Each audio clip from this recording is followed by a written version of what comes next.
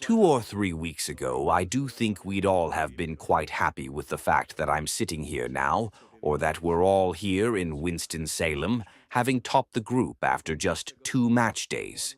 Which, to be honest, I don't think I'd have believed beforehand. I'd have thought, oh, there's no way we'd be top of the group after just 2 match days.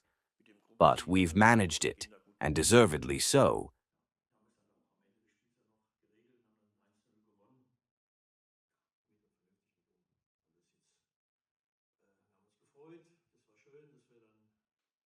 But of course, we can also handle winning the group, or take it in our stride and deal with it sensibly.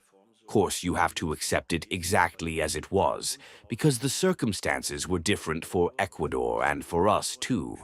For Ecuador, in a match like this, you could tell afterwards when they celebrated after the final whistle.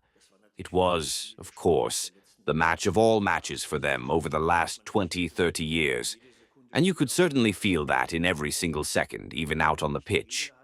We put up a good or decent fight against them, but of course, and this is only human, we've been there before. It wasn't much better in the past either, when you know you've already qualified for the next round. Of course, you want to stay in the flow, you want to win, you want to put on a good performance, but we were naturally a few percentage points off the mark.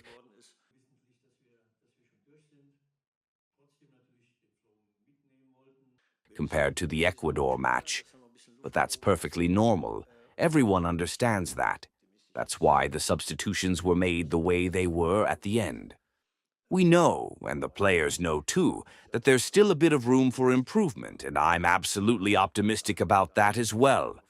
Now the World Cup is really getting underway. Now we're into the knockout stages. Of course, the run-up was important too. I mean, we had to get this far in the first place.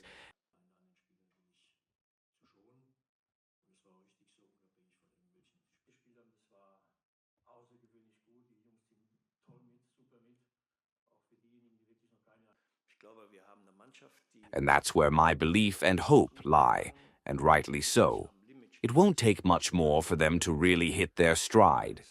But we all know, of course, that you need the players to deliver. Just as is the case with other top nations, they've got to perform when it counts.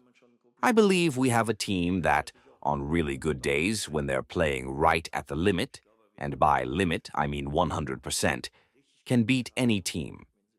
Of course, as we saw against Ecuador, if they're a few percent off the mark, which is quite normal, understandably, when you're already top of the group, then naturally we can lose to some teams as well.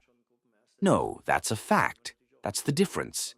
It's perhaps a bit different for 1, 2, or 3 other nations. They can still achieve their goals, even if they're a few percent off the mark.